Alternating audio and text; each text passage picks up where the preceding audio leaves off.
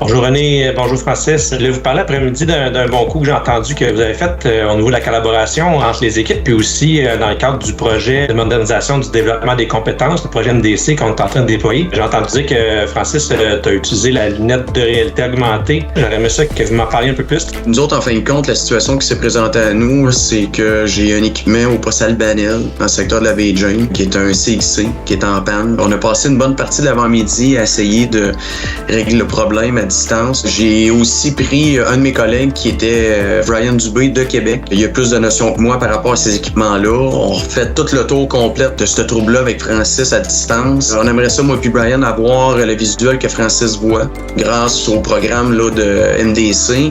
Il y avait déployé des lunettes de réalité augmentée. On a dit, voici l'opportunité de les utiliser.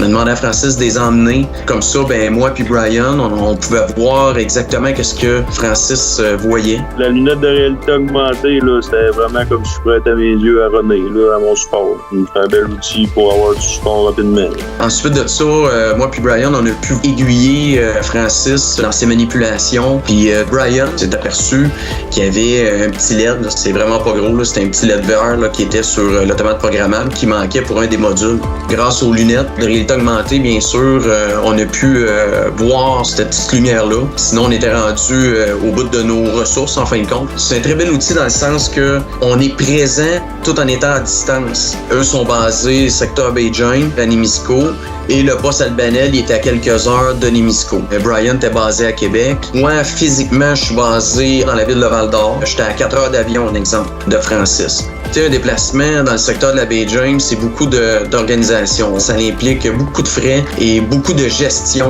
de se déplacer comme ça, là, si on n'aurait pas eu les lunettes de réalité augmentée.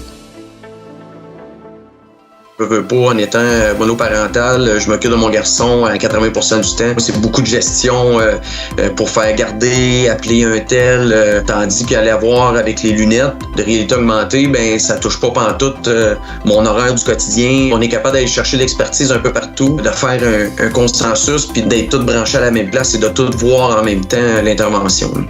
On n'a pas le choix dans notre corps de métier de travailler toujours en équipe. Souvent, il manque juste une petite idée. Quand on est 3-4 ensemble, on fait un petit brainstorming, puis là, ça sort des nouvelles idées. René voyait vraiment au travers des lunettes, puis ça faisait bien d'avoir son support puis ses connaissances avec nous.